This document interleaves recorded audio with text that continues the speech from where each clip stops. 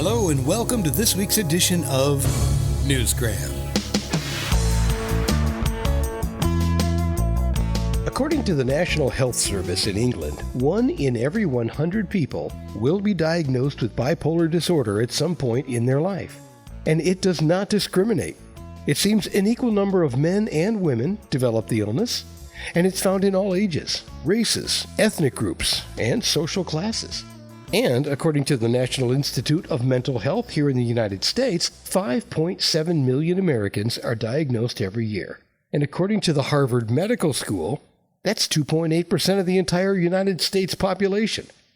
All that being said, the least we can do is pay a little attention to it on this edition of Newsgram, and a great way to do that is to introduce you to Peter Smart.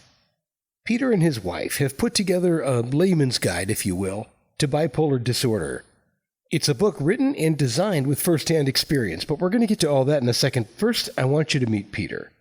Because on June 26th of 2020, while the world was reeling with a global pandemic, Peter lost his wife to cancer. The worst day of my entire life. He is now releasing the book I mentioned earlier called 1 in 100, Living with Bipolar. It was written by his late wife, Lorna Mabry, who originally wrote it to just help other people living with the bipolar disorder. Lorna started researching it in 2011, and it's surprising how much research she actually did. She used to work on it hours and hours and hours. She'd sometimes be up till 6 a.m, still looking something up on the internet. So she'd print information off or write information down, read lots of books, and then all through the book she's illustrated by using examples from our own illness and treatment. That was about a 2-year job, and then we started typing it. That was even longer, and unfortunately our computer crashed, so it had to wait. And then in early January 2020, Lorna had gone to the doctors about pain in her mouth, lumps in her throat. Eventually then we got sent to see a specialist, and then he told Lorna that it was actually tongue cancer, and then secondary cancers in the mouth, neck and throat. But then COVID really hit Leicester at that time. March 2020, Leicester was the COVID capital of the country, and so our operation got cancelled. The COVID virus and subsequent pandemic have had so many implications, it's going to take years to sort them all out. Fortunately, Lorna and Peter were able to save their research and release it to help others.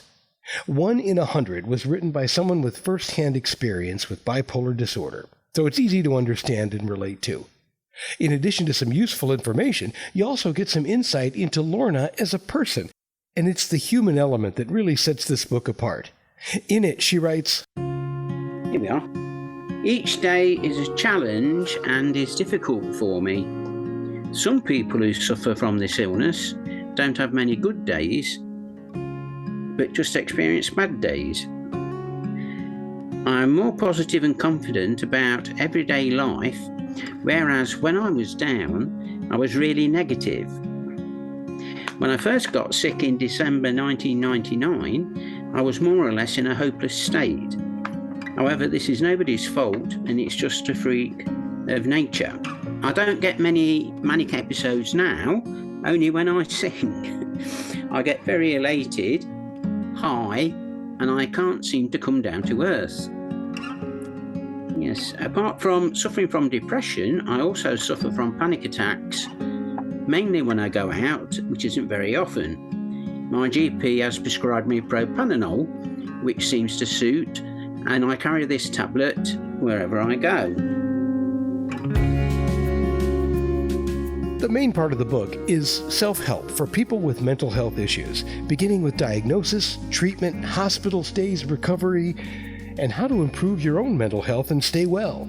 A better understanding of bipolar, what you can do to help yourself, which is what Lorna has really focused on. So a lot of the chapters 2 to 11, Lorna's ideas on how to help yourself. Like I say, making sure you get the right treatment, making sure you take medication, probably join a support group, meet or talk to people who've got a similar illness, this sort of thing. Try and eat healthily, try and sleep, try and take exercise, all those sort of sensible things, making you properly healthy, both mentally and physically, because a lot of people who experience poor mental health also experience poor physical health as a knock-on effect. If you're not going to go out, you're not going to get exercise. If you're not going to get exercise, you're not going to be fit. If you're not going to be fit, you might put weight on. It can all have a knock-on effect. There are some first-hand experiences, short stories, and poems by Lorna and her husband Pete and their daughter Lydia, like this one, which you can find on page 93. This is one of Lorna's, Am I Going Mad? It's the title of the poem. The thoughts within my brain are driving me insane. The thoughts inside my head have almost gone dead. My brain feels empty like a sieve. This is often how I live. A chemical imbalance makes me think wrong thoughts. I misbehave, I'm out of sorts. I was guilty of no crime, just ill and sectioned for a time. I was diagnosed with postnatal depression, however, this wasn't true. The quacks got it all wrong, like they sometimes do. I was misdiagnosed, there's no doubt.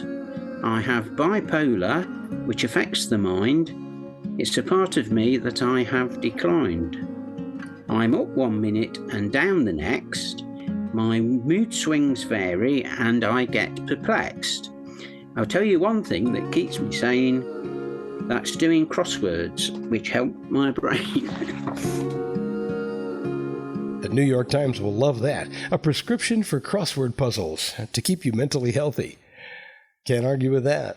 In closing, I would like to leave you with some humbling advice from someone that has had to deal with more adversity than the average person.